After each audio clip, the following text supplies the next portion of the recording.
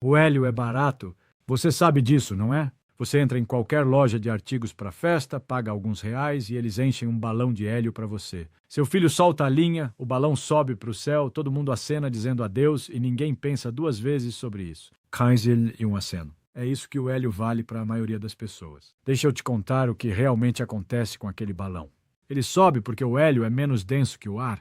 Assim como uma bolha sobe na água, ele continua subindo. À medida que ganha altitude, a pressão atmosférica diminui e o balão se expande. Eventualmente, entre 10 e 15 km de altura, o balão estoura. O hélio se espalha e se mistura com o ar ao redor. A partir daí, os átomos de hélio começam uma lenta e invisível migração para cima. Atravessam a troposfera, a estratosfera, a mesosfera, a termosfera. São sacudidos por colisões com outras moléculas, aquecidos por radiação ultravioleta, carregados pelos ventos. E ao longo de centenas de milhares ou até milhões de anos, esses átomos de hélio chegam à exosfera e escapam do planeta para sempre.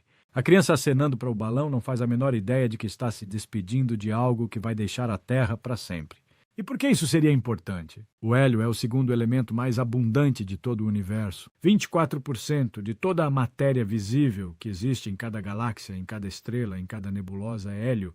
Existe tanto hélio lá fora que chega a ser constrangedor. Você pensaria que estamos nadando nele, que nunca poderíamos acabar com ele, nem que tentássemos. Isso está completamente errado. E não um pouco errado. Está espetacularmente, perigosamente e irreversivelmente errado.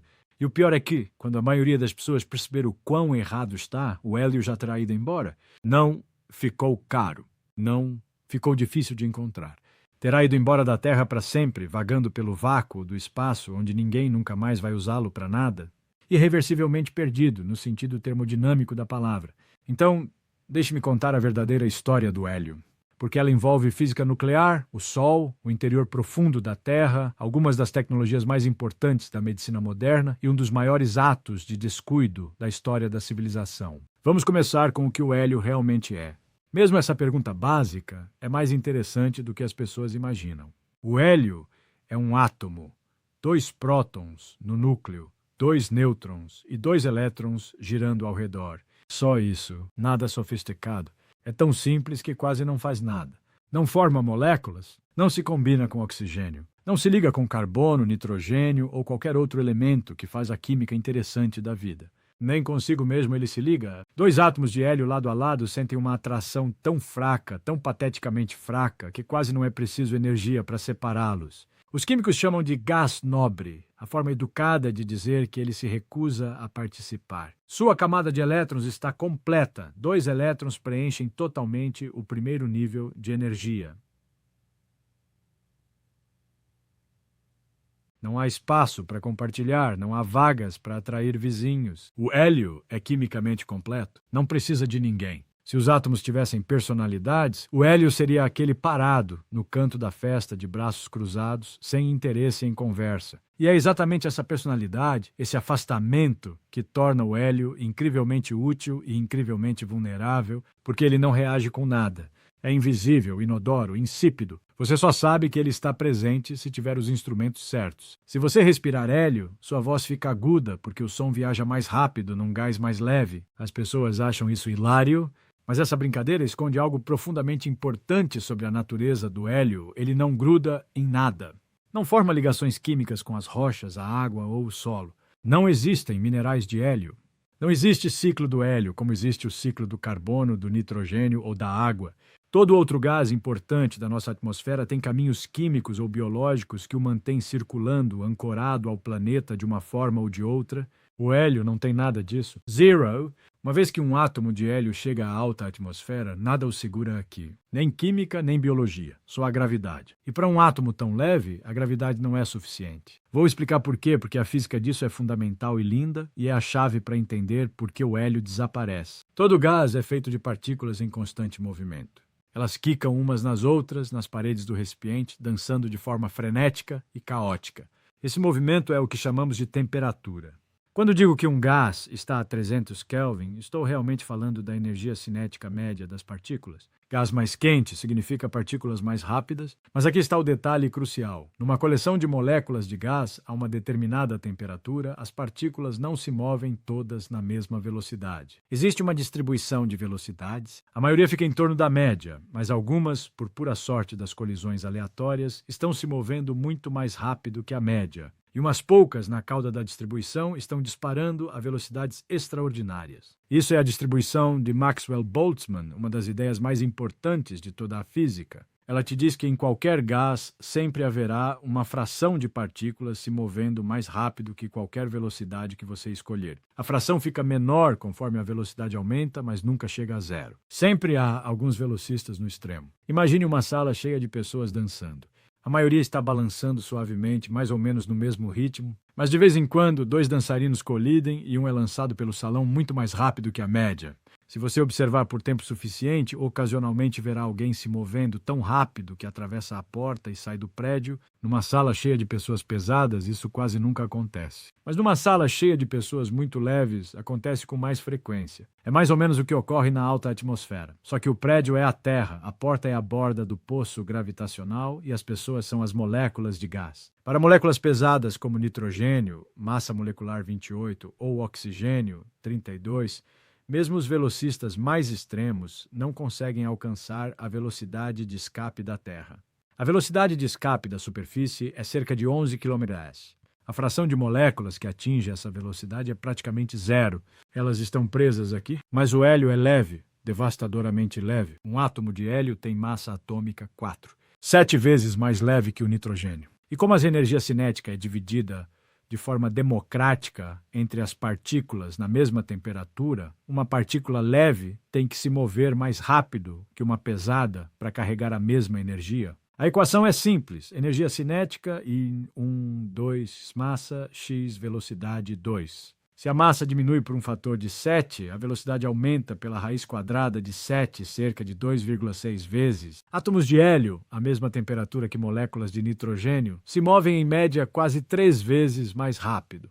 Isso sozinho não basta para escapar. Mas na isosfera, centenas de quilômetros acima, o gás é extremamente rarefeito, as colisões são raras e a radiação ultravioleta do Sol injeta energia extra. Ali, alguns átomos de hélio realmente atingem velocidades acima da de escape e partem para sempre. Existe também o vento polar, linhas abertas do campo magnético da Terra que funcionam como trilhos, ejetando partículas carregadas, incluindo hélio ionizado, para o espaço. A Terra perde cerca de 50 gramas de hélio por segundo. Não parece muito, mas ao longo do tempo geológico isso se acumula. É uma hemorragia constante. E aqui está o que deveria te preocupar profundamente. A Terra não tem muito hélio para desperdiçar. A atmosfera terrestre contém apenas cerca de 5,2 partes por milhão de hélio, quase nada. Compare com o nitrogênio, 78%, ou oxigênio, 21%. O hélio é um traço, um sussurro. O universo está encharcado de hélio, mas a Terra tem quase nenhum. Porque a Terra é pequena e quente demais, Júpiter e Saturno têm quantidades enormes. Mas nosso planeta está numa zona desconfortável. A gravidade é forte o suficiente para segurar gases pesados por bilhões de anos, mas não o suficiente para segurar o hélio. Ao longo dos 4,5 bilhões de anos desde que a Terra se formou, a maior parte do hélio primordial escapou. O que sobrou é o que o planeta fabrica fresco, através do decaimento radioativo. E mesmo esse está constantemente vazando. O hélio que usamos vem de depósitos subterrâneos, onde foi preso por milhões ou centenas de milhões de anos junto com gás natural. É um presente geológico acumulado desde antes dos dinossauros. Estamos gastando uma herança acumulada ao longo de toda a história da Terra. Estamos vivendo dos juros geológicos compostos desde antes da vida existir. E estamos queimando tudo em poucas gerações. E o mais grave, não existe substituto para o hélio em várias aplicações críticas. Nenhuma. O maior uso do hélio é na criogenia, a ciência de temperaturas extremamente baixas. O hélio líquido ferve a 4,2 Kelvin. Para você ter uma ideia, zero absoluto é a têmpera. A temperatura na qual todo movimento térmico para é 0 Kelvin. O hélio líquido existe a apenas 4 graus acima desse limite, cerca de 269 degrees ou 452 degrees. Nada mais chega tão frio em forma líquida. O hidrogênio líquido ferve a 20 Kelvin. O nitrogênio líquido, que a maioria das pessoas considera extremamente frio, ferve a 77 Kelvin. O hélio está numa categoria completamente à parte. Ele tem o ponto de ebulição mais baixo de qualquer substância da natureza. E mais que isso, o hélio é o único elemento que permanece líquido até o zero absoluto sob pressão normal. Qualquer outra substância congela muito antes de chegar lá. O hélio se recusa. Ele continua líquido, chapinhando, mesmo em temperaturas em que os átomos quase não se movem. E abaixo de cerca de 2,17 Kelvin acontece algo que acho mais maravilhoso que quase qualquer outra coisa na física. O líquido sofre a transição lambda, batizada assim por causa do formato do gráfico de calor específico versus temperatura, que lembra a letra grega L. Abaixo dessa temperatura, o hélio se torna um superfluido. A descoberta da superfluidez foi uma das grandes surpresas da física do século XX. Em 1938, Piotr Kapitsa, em Moscou, e, independentemente, John Allen e Don Meissner, em Cambridge, mediram a viscosidade do hélio abaixo do ponto lambda, forçando-o a passar por tubos extremamente finos. O que encontraram foi espantoso. O hélio fluía pelos tubos sem nenhuma resistência mensurável. A viscosidade caía efetivamente para zero. Kapitsa deu ao fenômeno o nome de superfluidez por analogia com a supercondutividade. Ele ganhou o Nobel por isso, mas embora o fenômeno tivesse sido descoberto e nomeado, ninguém entendia por que acontecia. O teórico russo Lev Landau desenvolveu uma descrição fenomenológica, um conjunto de regras que descrevia o comportamento do hélio superfluido sem explicar a causa fundamental. Sua teoria era brilhante e ele ganhou seu próprio Nobel. Mas tratava o hélio como um meio contínuo e não conseguia ligar a superfluidez à natureza quântica dos átomos individuais. Esse foi o problema que me atraiu. Eu queria mostrar, a partir dos primeiros princípios da equação de Schrödinger e das propriedades conhecidas dos átomos de hélio, por que o líquido se torna superfluido. Trabalhei nisso no início dos anos 1950, no Caltech. Passei anos tentando entender, desde os fundamentos, por que o hélio líquido faz o que faz abaixo do ponto lambda. E o que ele faz é genuinamente espantoso. O hélio superfluido tem viscosidade zero, não baixa, zero. Ele flui sem qualquer atrito. Você o despeja num copo e ele sobe pelas paredes internas, transborda pela borda, desce pelo lado de fora e pinga na mesa. Ele passa por rachaduras tão estreitas que nenhum outro líquido conseguiria penetrar. Se houver um caminho, qualquer caminho, o hélio superfluido o encontra e flui sem perder energia. Se você tentar girar um balde de hélio superfluido, o líquido se recusa a girar junto com o balde. Ele fica perfeitamente parado enquanto o balde gira ao seu redor. É inquietante de ver. Qualquer outro líquido que você já viu é arrastado quando você gira o recipiente. O hélio superfluido não colabora. E quando finalmente gira, em velocidades angulares altas o suficiente, faz isso de uma forma sem análogo clássico. A rotação não é suave.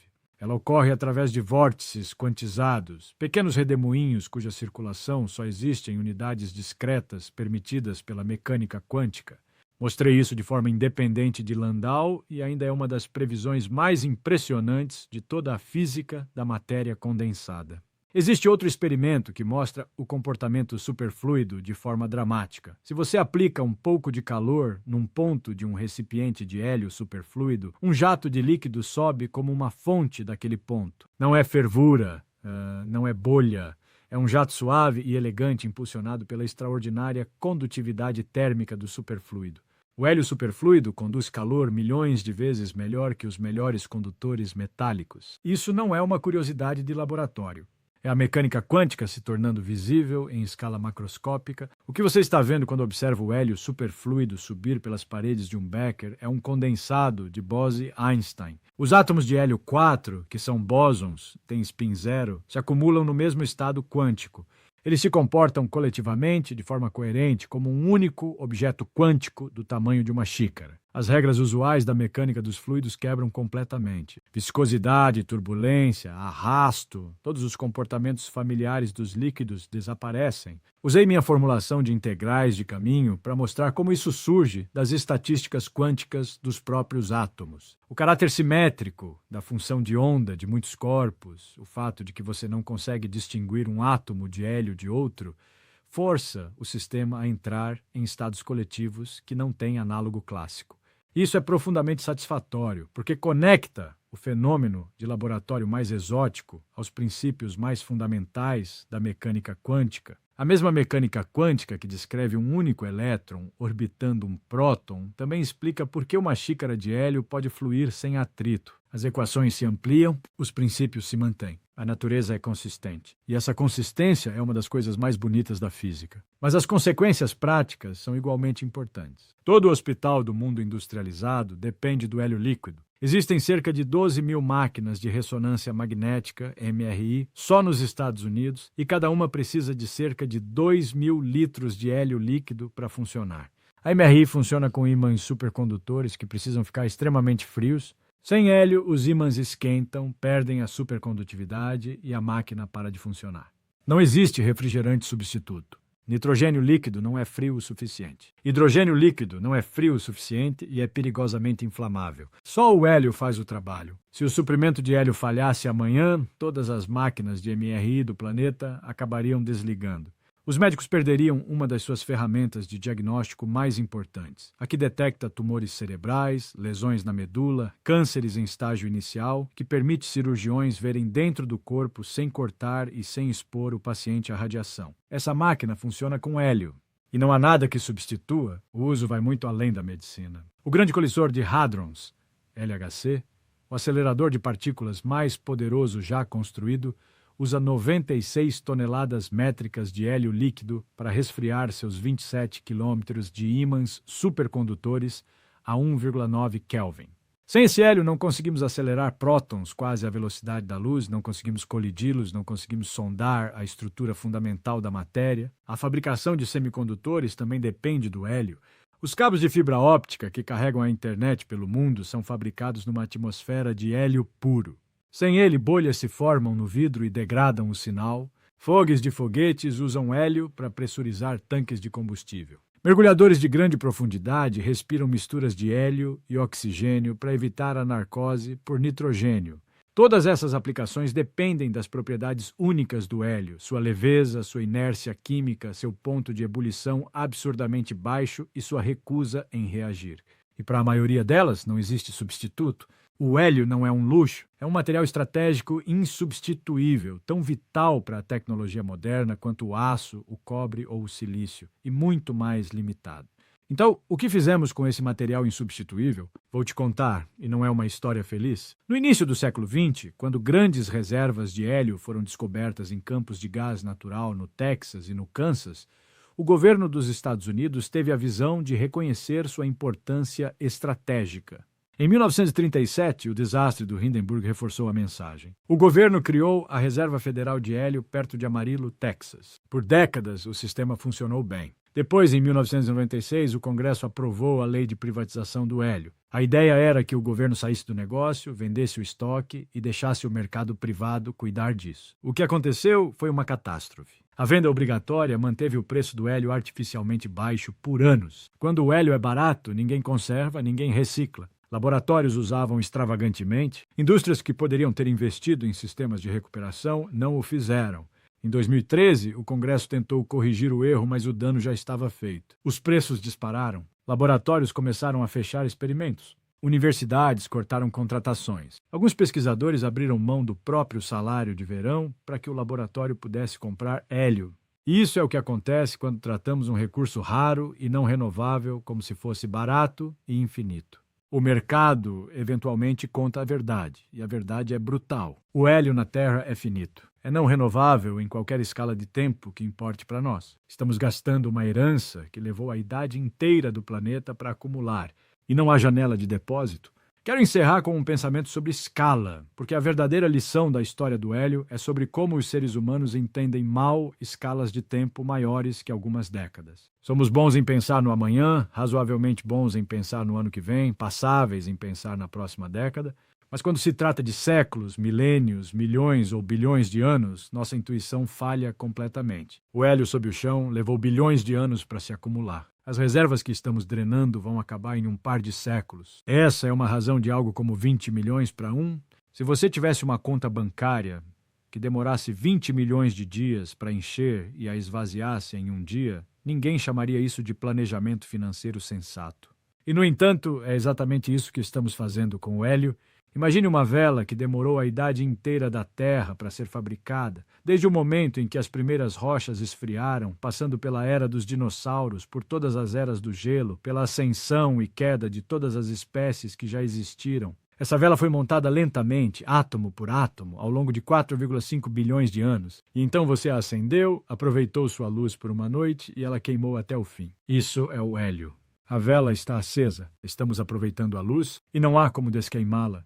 Da próxima vez que você vir um balão de hélio subindo para o céu, observe com atenção enquanto ele encolhe até virar um ponto e desaparecer. Porque o que você está vendo não é só um balão sumindo no azul. Você está vendo algo deixar a Terra que nunca mais voltará.